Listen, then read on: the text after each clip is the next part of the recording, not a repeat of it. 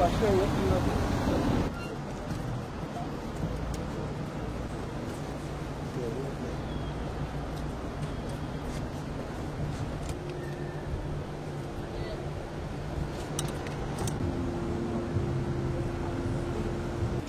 Şahinbey Belediye Başkanlığı Zabıta Müdürlüğü'nün belediye emir ve yasaklarının uygulama yönetmeliğine göre halkın sağlığına zarar verdiği tespit edilen ve sarı şekilde kapatmaya devam eden insan sağlığına zarar veren, son kullanma tarihi geçmiş, bozulmuş ve belli olmayan gıdalarla halkın sağlığına zarar verdiğinden dolayı 3 günlük kapanma uygulanacaktır.